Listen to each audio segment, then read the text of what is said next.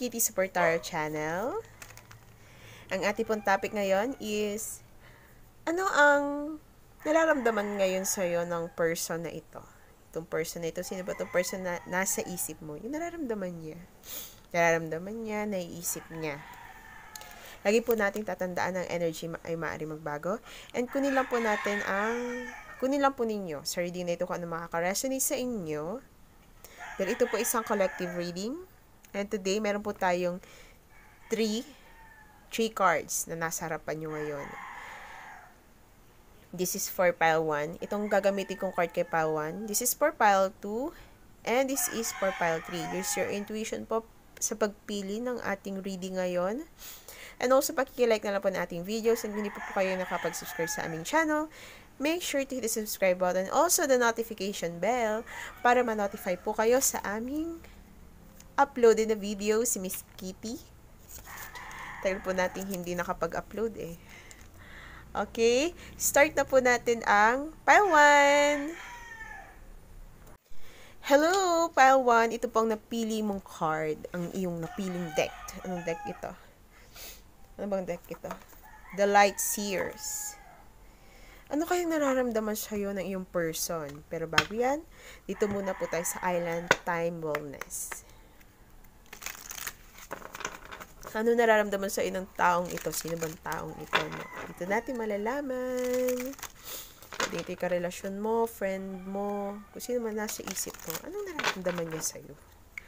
Ngayon, pile 1. This is for pile 1. Reading para kay pile 1. Okay. Nararamdaman o iniisip. Ito yung ngayon yung energy ha. Wow, engagement. Gusto nyo mag-commit sa'yo pile 1. Maybe relationship to. Kaka-date mo, baka maaring nakikita ka niya bilang isang ideal woman, ideal man. Ikaw yung pinapangarap niya. Pero tignan pa rin natin.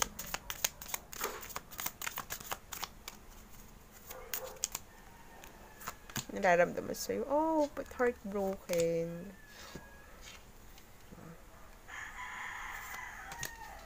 Healing heart. Soulmate. Nararamdaman niya sa'yo. Camera. Oh.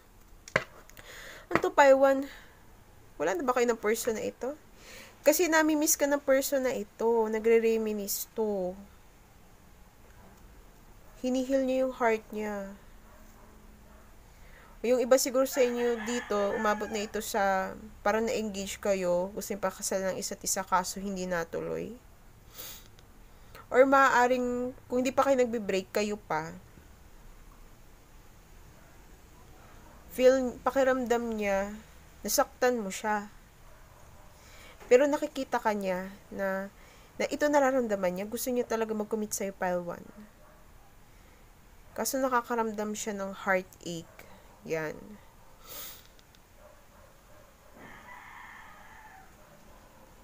Gusto ka niya makausap?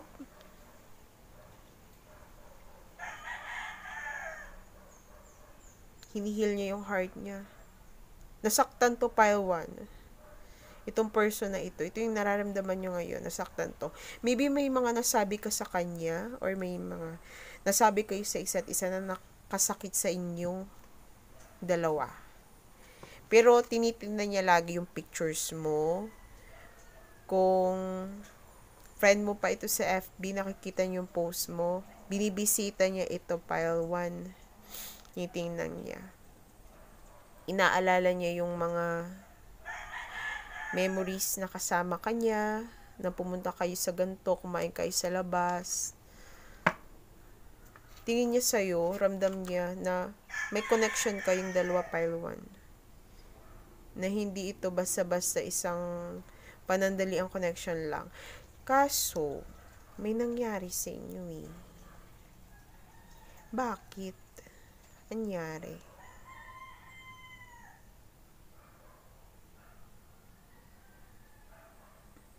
Parang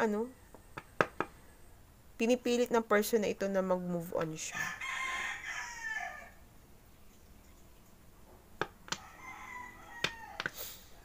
gusto niya move on, pero nandiyan pa rin yung nararamdaman niya na yung sakit sa puso. Nararamdaman pa rin niya yung hapde nung paghihiwalay niyo, pag-aaway ninyong dalawa. Ikaw nang umalam kung anong nasabi mo sa person na ito. Kasi bakit ganun? Hinihil niya yung heart niya eh. Parang nabiyak yung puso niya, tas tinatahi niya to. Kung hindi kayo hiwalay, siguro may mga nasabi lang kayo na nakasakit sa kanya. Pero, seryoso to sa'yo. Seryoso. Wala naman ditong third party. Nakalagay must. Di sana lumabas ito. Seryoso to sa'yo, pile 1. Baka may hindi lang kayo pagkakaintindihan, may kailangan lang kayong pag-usapan na dalawa. Ano nararamdaman niya sa'yo ngayon ng taong ito, pile 1? Feel ko hindi lang kayo nagkaintindihan. Meron kayong hindi na pag-usapan ng maayos hanggang sa sige, hiwalay na tayo. Baka ganun. Pero nasaktan siya eh. Nasasaktan siya ngayon. Hindi nagsisinungaling yung cards. Kita mo, heartbroken, healing heart. O engagement, soulmate. Tingin niya sa'yo isang soulmate, ha? Baka naman may pinagsilosan. Pero tingnan natin, baka may third party. Pero wala naman eh. Anong nararamdaman sa'yo ng person ito? No, hindi nagsisinungaling ang cards natin. Pile 3, pile 1. Heartbroken ng person mo. But dito isang biyak lang, Pero ito, may dalawang slash. Pile 1 umiyak to. Grabe, nakaramdam ako na parang ako ng lamig. Ngayon, sa tunay, pile 1. Para akong ba't ganito nakaramdam ako na parang tumindig yung balahibo ko. Nilamig ako. Grabe, ba't may lamig? Ang lamig. Nasaktan to. Pakiramdam niya. Gumuho yung mundo niya. Nanlamig ka siguro sa kanya. Ba't ako nalalamig? Ang creepy naman. Kakaiba. Pakiramdam niya, nandilim yung paligid niya. Gumuho yung mundo niya. Ngayon. Nasaktan to, pile 1. Ang lamig. Nilalamig yung likod ko. Grabe. Ganito siguro yung nararamdaman niya. Nilamig siya. Ito yung nararamdaman niya. Ramdam niya yung panlalamig sa relasyon. Parang nadidepress din siguro to pile 1. Mahal ka nito eh. Mahal ka nito kasi hindi to iiyak ng sobra kung hindi ka mahal. Ayan no. Iniyakan ka nito pile 1. Sa tunay, iniyakan ka nito. Hindi nagsisinungaling ang cards natin. Kita mo naman, 'di ba? Nag-shuffle ako dito. 'Di ba? Yung iba kong reading, 'di ba? Basta ko na lang kinukuha. Sana lang binabasa. Ito ngayon, kita nyo. Live. Talagang kinukuha ko ngayon. Nakita nyo. Saktan to, grabe. Parang gumuho yung mundo niya, gumuho yung pangarap niya. Siguro, ikaw na talaga siguro yung nakikita niya. Na makakasama. Kasi engagement to. Queen of Swords. The Wheel.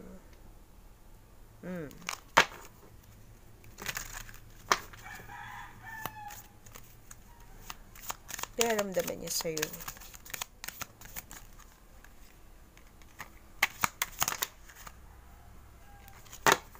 Ang dami. Kulang tayo ng konti.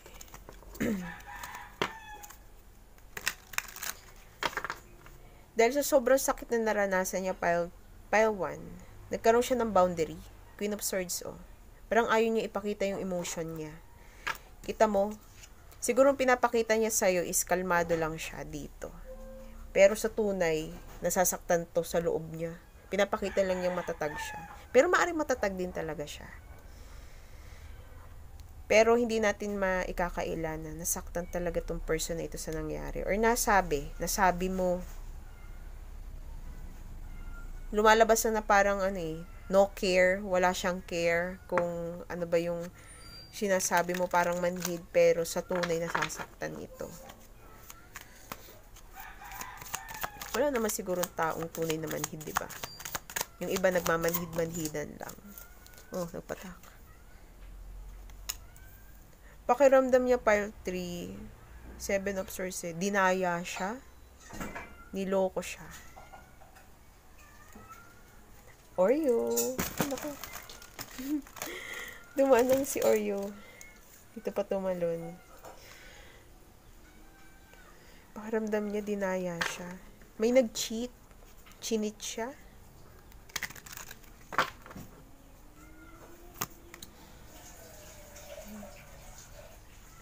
Nagiging defensive ngayon pile 3.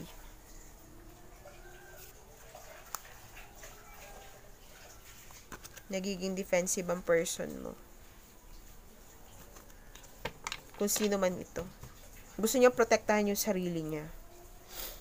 Kung hindi man ikaw ang gumawa nito sa kanya, maaring may person na gumawa nito sa kanya, ito yung nararamdaman niya ngayon.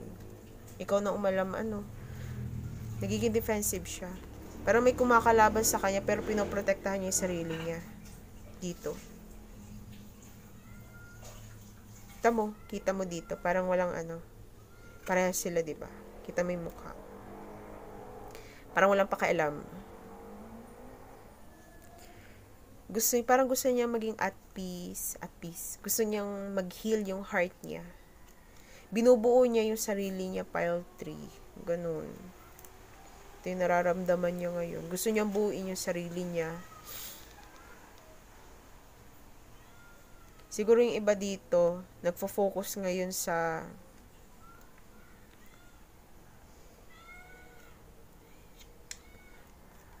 kahit nasabihin the wheel ito, pero ang tingin ko dito parang pentacles parang coins. Maring nagfo-focus sa career.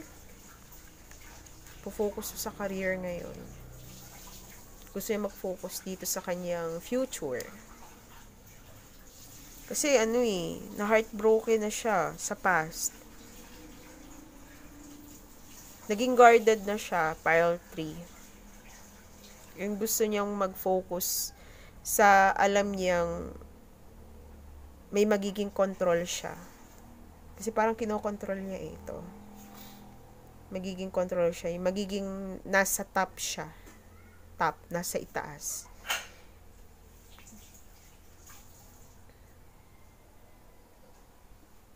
Pero ramdam ng person na ito na unpredictable pa rin mangyayari sa future. Pero sa ngayon, parang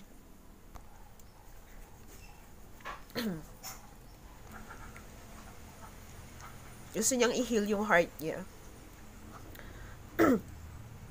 Kung nagtatanong ka kung papasok to sa isang relationship, medyo malabo. Kasi minimed pa niya yung heart niya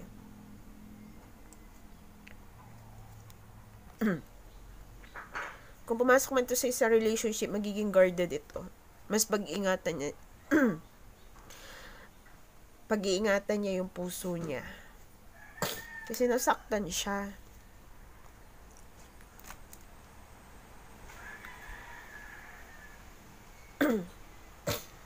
Pakiramdam niya kasi niloko siya, binitray siya.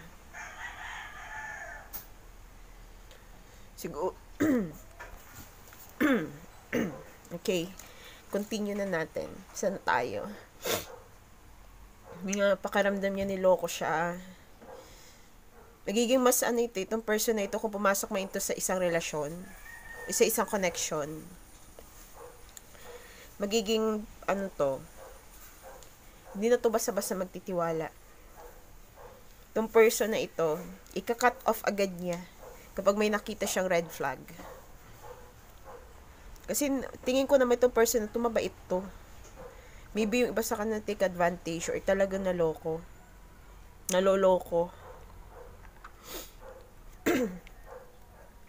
Pero itong person na ito, seryoso talaga ito pag Sabi natin, seryoso ang seryoso ito pag nagmahal. Or bumuo ng isang connection. Kahit friendship. Ganun tao ito eh. At tingin ko din maswerte ito. Maswerte itong taong to. Parang nasa rurok siya ngayon.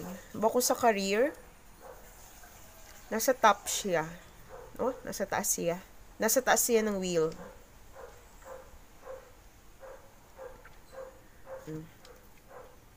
Nararamdaman ng person na ito ngayon. Hindi natin may pagkakaila talaga na heartbroken siya. Although, yan, pinapakita niyang strong siya ngayon. Ito ba yung ginamit ko? Isa pala. Nasaan na?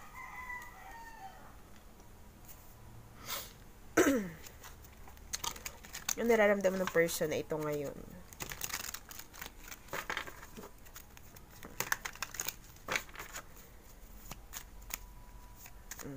Sabi ko na yung iniisip niya.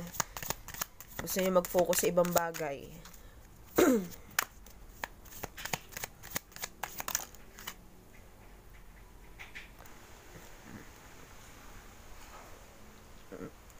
Tama, happily single. Tinala muna ko.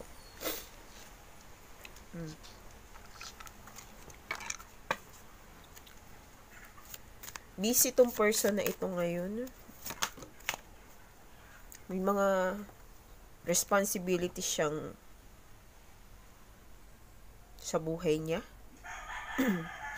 Nagpapahinga siya. Kasama yung heart. Oh. Four of Swords.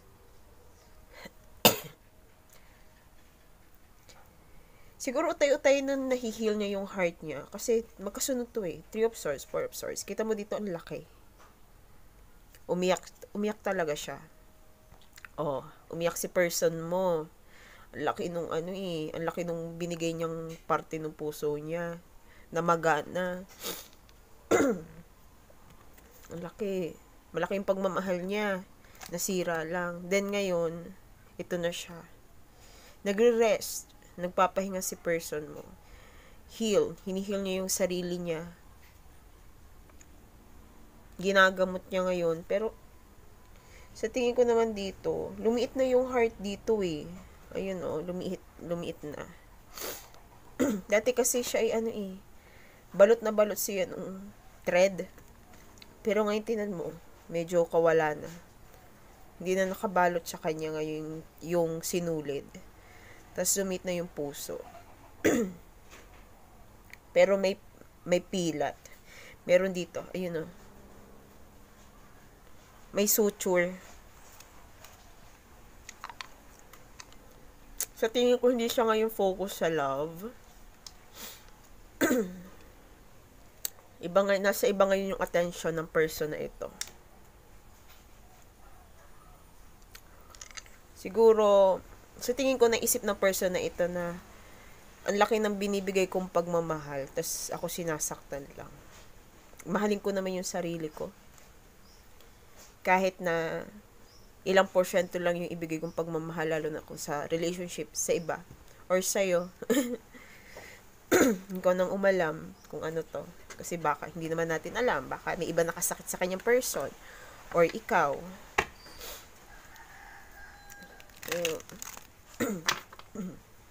Pero sinasabi ko lang talaga dito na deeply hurt itong person mo.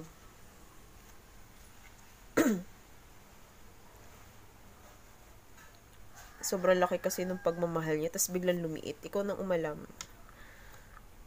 Nine of Wands. Nagpapakatatag itong person mo.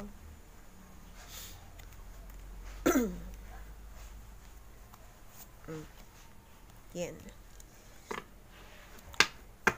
Gumagawa siya ng paraan sa sarili niya para sumaya siya. Pinapasaya niya ang sarili niya.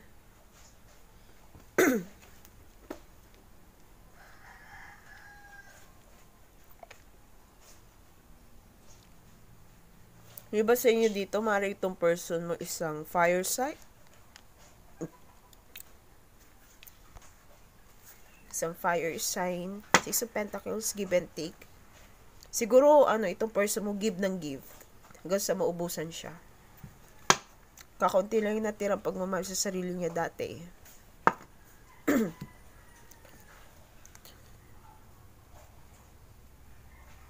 Pero nararamdaman niya ngayon, utay-utay. Kahit papano. Since nag-heal siya, no? Nararamdaman niya yung saya. Kaso ibang saya kumpara dati. Umaasa siya na magiging okay siya uli. Ganto. Parang isinusurrender na lang niya sa God. Anong pinapaniwalaan niya? Yung mga worries niya. Yan. Itinatawag niya. Para malagpasan niya yung lahat na iyon. Pinapanalangin niya malagpasan lahat. And yung nasa isip niya ngayon is yung happiness niya. Yung nasa isip niya ngayon, yung happiness naman niya. Gusto niya maging sumaya. At saka ma-pursue yung passion niya. Kung ano man ito. Kung anong pangarap niya. Career. Ano ba ito? Siguro kilala mo tong person na ito. Ano ba yung ginagawa niya? Yun yung gusto yung person niya. Pinapangarap niya. Kasi gusto niya maging matagumpay dito eh. And itong person mo is, wala kasi ng intuition nito sa tingin ko. Naging sobrang bait lang talaga niya. Kaya siya nasaktan dito.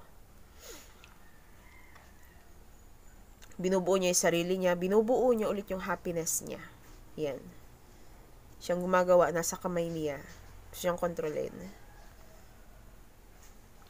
From maliit, gusto niya lumaki yung blessings or happiness na tatanggapin niya. Itong person mo, charismatic to eh. Napaka-happy person. Masayahin. Pero, itong person mo, dumaan ito sa madilim. Naging madilim din yung mundo niya dati. Dahil sa heartbreak na ito, kung anong mga nakasakit na ito, sobrang naging na-inflict na pain na ito sa kanya. Kung ano man naging dahilan na ito. Itong person na ito, seryoso to. Sabi ko sa'yo, serious to. May mga pinagdaanan lang talaga siya sa sarili niya dati. Nautay-utay niyang minimend yung heart niya. Pero serious to. Hindi to sasabihin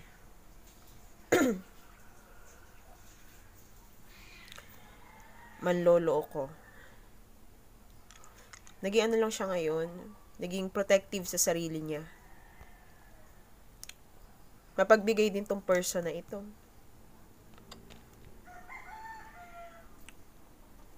Ibibigay niya kahit yung pinakamalaking pentacle na nasa kanya.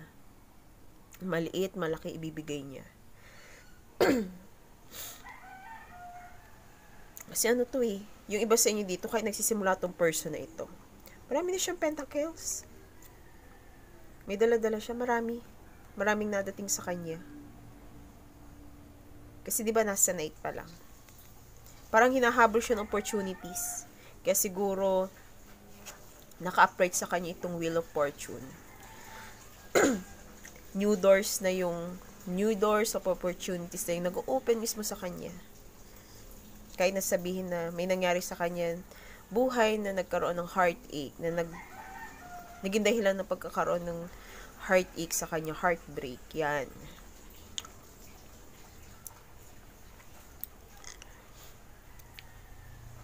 Gusto nito ng happiness, maybe happy family. Itong person mo naman na hindi hiwalay kayo, seryoso siya. Guys, seryoso siya. May nakatago lang sa nakaraan niya na siguro hindi niya sinasabi, hindi niya ipinapakita sa iyo ngayon. Naging mahina din to noon, pero sinisikap niya maging malakas. And still, nagtitiis ang person na ito. Kahit na may mga ganun na nangyari sa kanya dati. Ikaw nakakaalam nun, pile 1. Okay, pile 1, thank you so much and God bless pakinig sa ating reading.